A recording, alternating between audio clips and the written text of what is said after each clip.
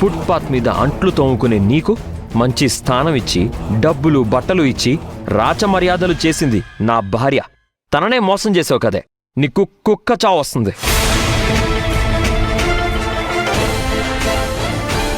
అది కాదు Arjun. Shut up.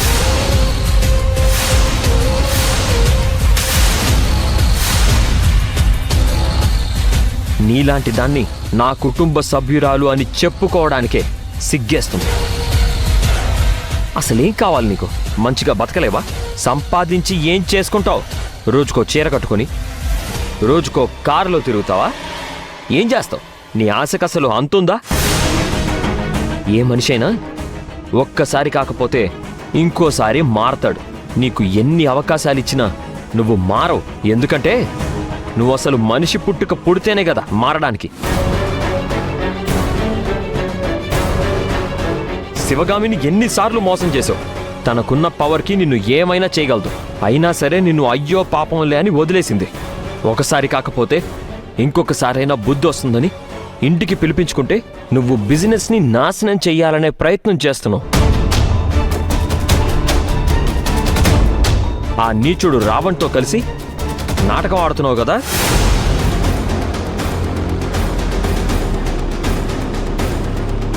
School పేరు నాశనం అవుతుందని మేము దిగులు పడుతుంటే మీరిద్దరూ దాన్ని పండగ చేసుకుంటున్నారు కదా. సిగ్గుందా నీకు అసలు?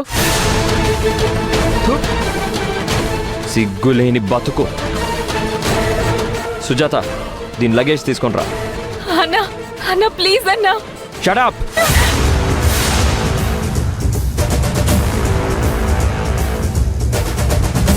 సుజాత, అర్థమవుతుందా?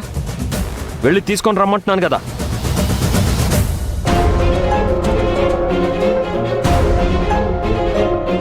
చూడు, ఇదే నువ్వు నన్ను లాస్ట్ టైం చూడటం. ఇంకోసారి నా కంటికి కనిపించావో చెల్లెవ్వని కూడా చూడకుండా చంపి పారేస్తాను. తప్పైందన్నా, ఇంకోసారి అలా చేయనన్నా. ఈ ఒక్కసారికి క్షమించన్నా. గుంట నక్కల్ని ఇంట్లో ఉంచుకోవడానికి ఇదేమీ జూ కాదు. వెళ్ళు బయటికి. Get out.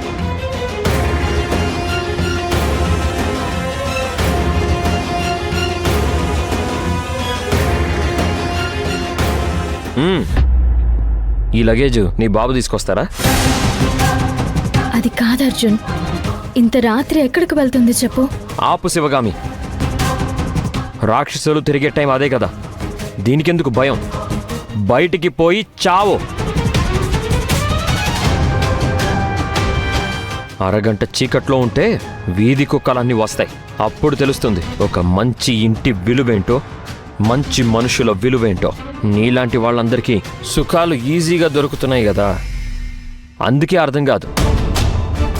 నిన్ను ఇక్కడికి తీసుకొచ్చి పెట్టాడు కదా ఆ రావణ్, వాడొచ్చి నిన్ను తీసుకుని వెళ్తాడులే. వెళ్ళు.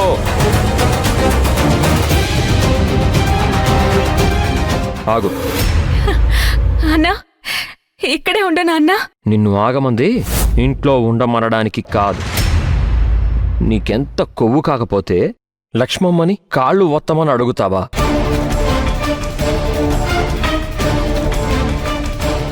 నువ్వు ఆమె కాలి చెప్పుతో సమానం. ఆమె కాళ్ళు పట్టుకొని క్షమించమని అడుగు.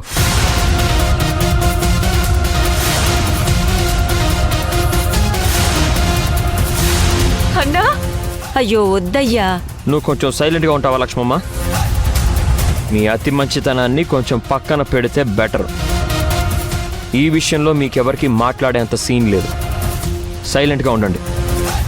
నందిని, వెళ్ళి కాళ్ళు పట్టుకొని క్షమించమని అడగమన్నాను కదా. అయ్యో వద్దయ్యా, తను నా బిడ్డలాంటిది. అవన్నీ ఏం వద్దయ్యా. మీరు అతి మంచితనంతో ఇలాంటి వాళ్ళని నెత్తిన పెట్టుకోకండి. లక్ష్మమ్మ, నేను చెప్తున్నాను కదా, నీ కాళ్ళ మీద పడి క్షమించమని అడగాల్సిందే. వెళ్ళు, క్షమించమని అడుగు. మీరు ఇలా రండి. వెళ్ళు.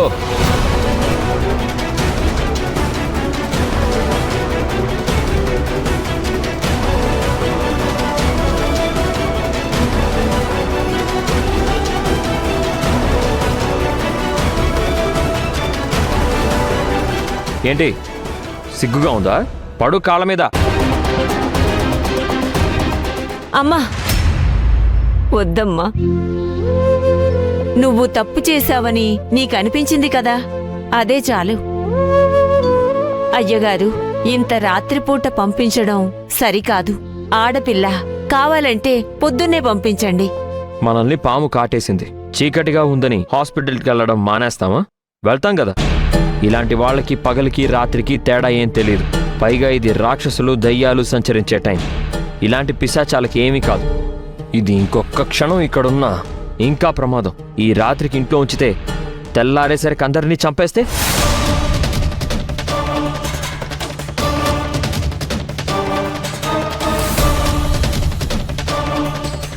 చంపేసినా చంపేస్తుంది.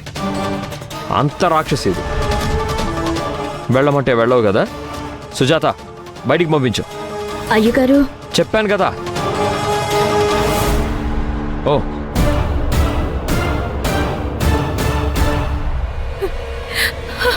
అన్నా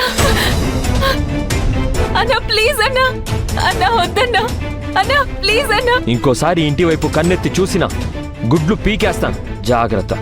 అన్నా అన్నా వద్దన్నా, ప్లీజ్ అన్నా, అన్నా అన్నా ప్లీజ్ వద్దు.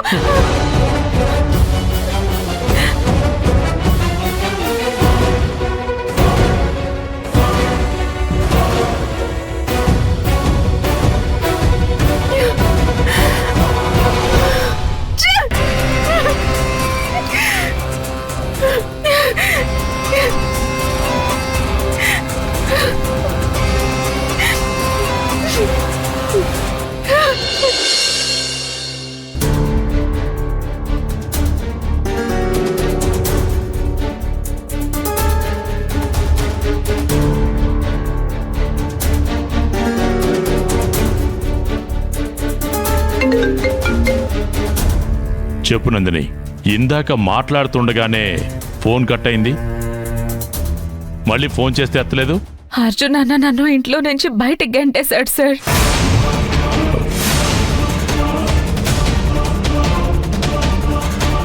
నీ వల్లే స్కూల్ పేరు నాశనమైంది. ఇదంతా జరిగింది నీ వల్లే. నీకు ఏం గిఫ్ట్ ఇవ్వాలని మీరు అడుగుతున్నారు కదా సార్. అప్పుడే అన్నొచ్చాడు సార్.